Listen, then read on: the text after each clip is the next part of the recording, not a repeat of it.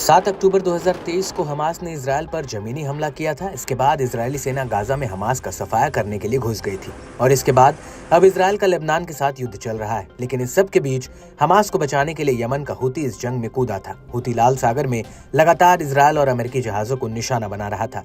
लेकिन नवंबर 2023 आते आते हूती के हमलों का दायरा बढ़ने लगा और उसने हिंद महासागर, अरब सागर, स्ट्रेट ऑफ हॉर्मुज, बाब-अल मंडेब और अरब सागर में हमले शुरू कर दिए थे। ये हमले समुद्र में चलते फिरते जहाजों पर हो रहे थे।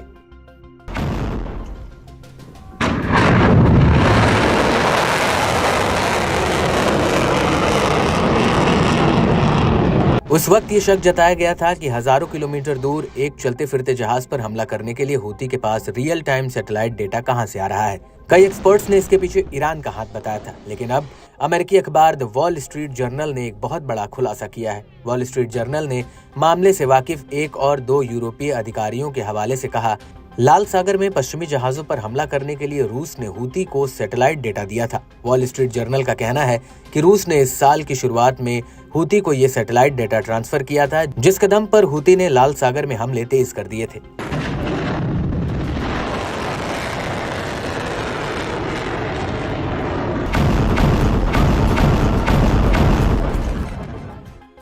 वॉल स्ट्रीट जर्नल का कहना है कि रूस ने पहले ये डेटा यमन में तैनात ईरानी अधिकारियों को दिया और इसके बाद ईरानी अधिकारियों ने ये डेटा हूतियों को भेजा था और रूसी सैटेलाइट डेटा मिलने के बाद हूती ने लाल सागर, अरब सागर, हिंद महासागर के जहाजों पर हमले तेज कर दिए थे।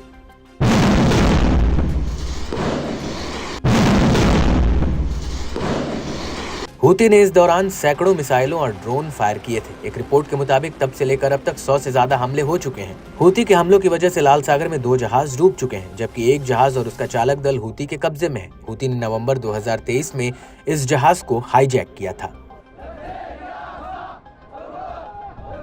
हैरान करने वाली बात यह है कि साल 2022 में रूस ने अमेरिका के साथ कैदियों की अदला बदली की थी और अमेरिका ने रूस के हथियार डीलर विक्टर बॉट को रिहा किया था और विक्टर को लेकर कई ऐसे खुलासे हुए थे कि वो हूतियों के साथ हथियारों की एक छोटी डील करने वाला है।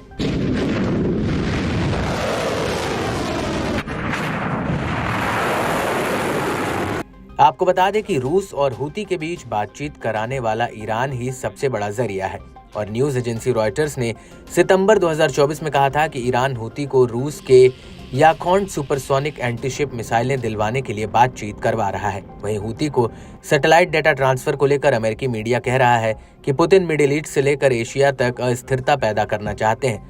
वो हर कोशिश कर रहे हैं जिससे कि अमेरिका के हितों को नुकसान हो।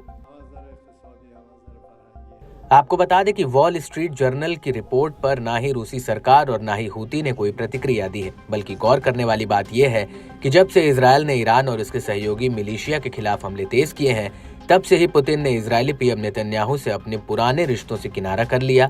गाजा युद्ध के बाद से ही रूस ने ईरान के साथ अपने रिश्तों को और ज्यादा मजबूत किया है और तो और पुतिन ने 7 अक्टूबर 2023 को इजरायल पर हुए हमले की भी निंदा नहीं की है।